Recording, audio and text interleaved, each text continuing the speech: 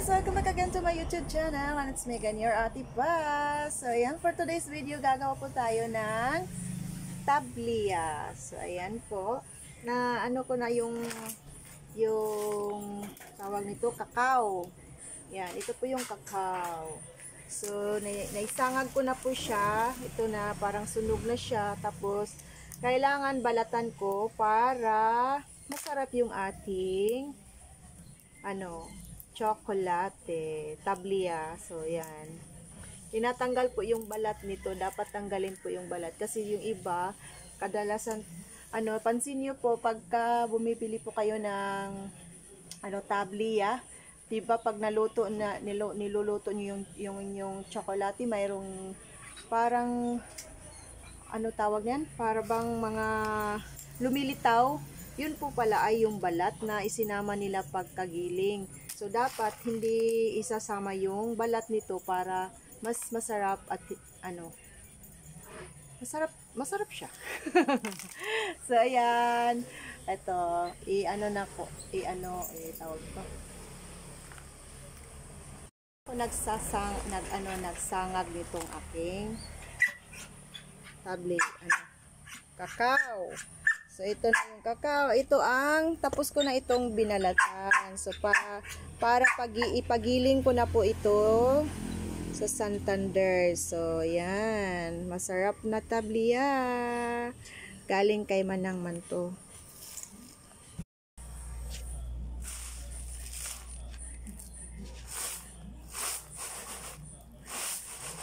Yan. Ginaganito po siya para maalis yung kanyang mga balat. So, tingnan nyo, lumilipad yung balat niya. Ano lang. Ito ang buhay sa probinsya. Madami kang mapagkaabalahan. Ayan. So, masarap na ito. Tablia. Mahal kaya ng tablia ngayon. Kaya, yan. Ito pwede na ito. Kasi natanggal ko na yung mga balat. So, ganito lang. Buddy, finally, I'm done. So, ayan. Tapos ko na silang natanggalan ng mga balat. So, malinis na to. Pwede na natin itong ipagiling. Ayan. So, let's see. Samahan niyo ako magpagiling nito. Magpagaling na po sa akong kakao. So, let's go na. Bye. So, ito, nakasakay na po tayo sa jeep going to Santander para may pagiling na natin yung ating kakao. So, anong nangyari? Ako lang mag-isa sa jeep. Parang pinapakyaw ko na itong jeep na to. So, wala talagang ibang pasahero kundi ako lang. Kaya, yan, nakapag-video ako, di ba? Wala akong kasama, kaya wala na rin akong hiya. Hindi na ako nahiya mag-video kasi mag-isa lang ako. So, ito, nakarating na tayo sa mismong giling.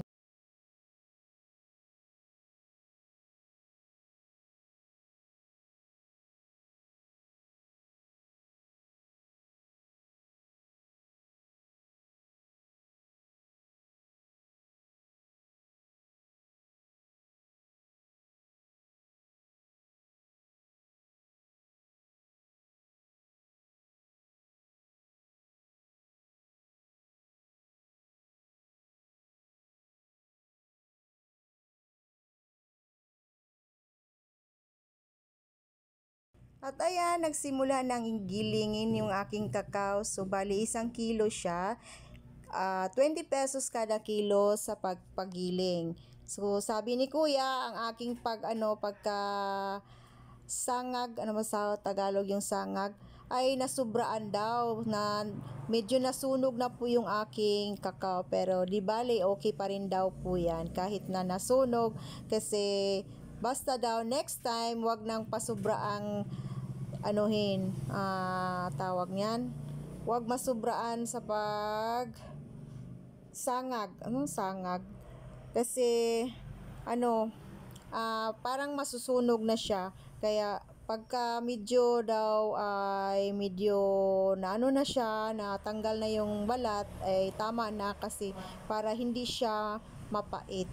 Pero okay pa rin daw yun ang ginawa ko. So, better luck next time para naman at least natuto tayo kung paano. So, kailangan talaga tayong mag-try para matuto tayo sa mga mga gawain, o di ba? So, ayan, nagigiling pa si Kuya habang hinihintay ko siya at ako'y nagbibideo sa kanya.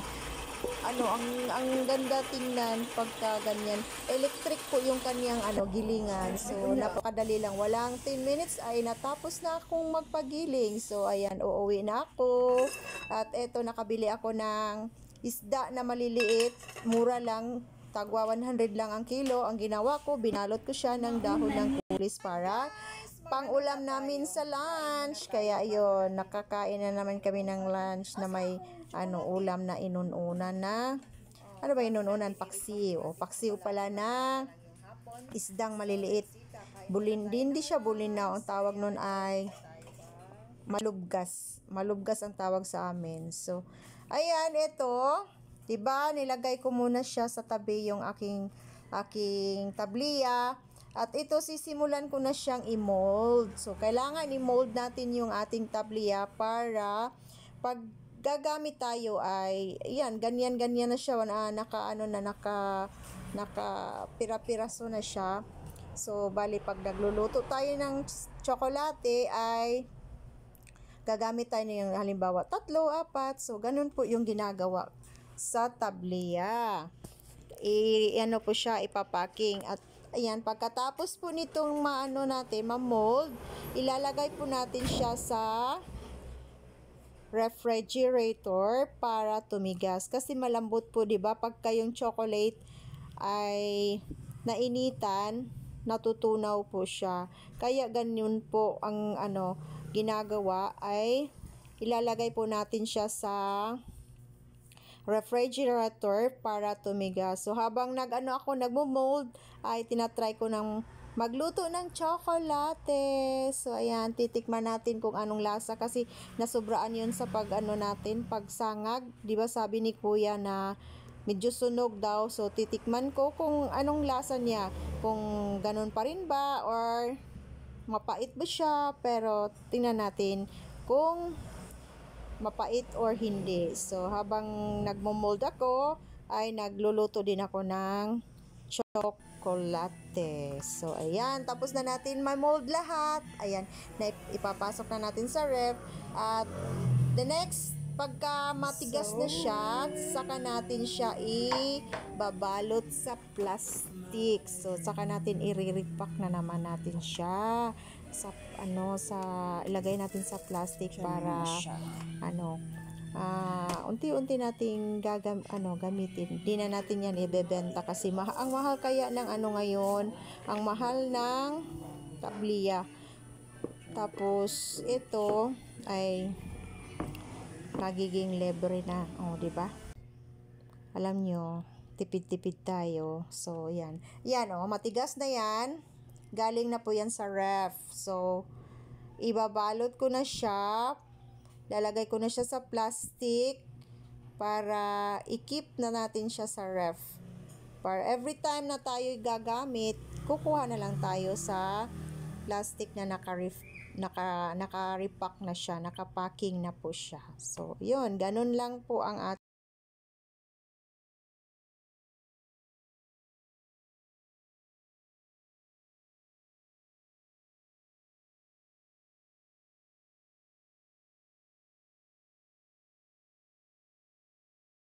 yan guys, finally, magre-repack na tayo sa ating tabliya. So, ito, matigas na siya. Galing na to sa ref. Kaya, na natin siya. I-repack. 4 kada balot. So, ganito lang po ang ating gagawin. So, ayan, may bago na tayong business. Tabliya. Kung sinong may gusto, di-message na ko. May tabliya na tayo. So, yan guys. Ganito lang. So, yan. That's all for today's video.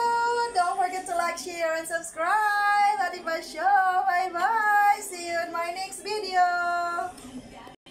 Sa video ko ngayon. Bye-bye.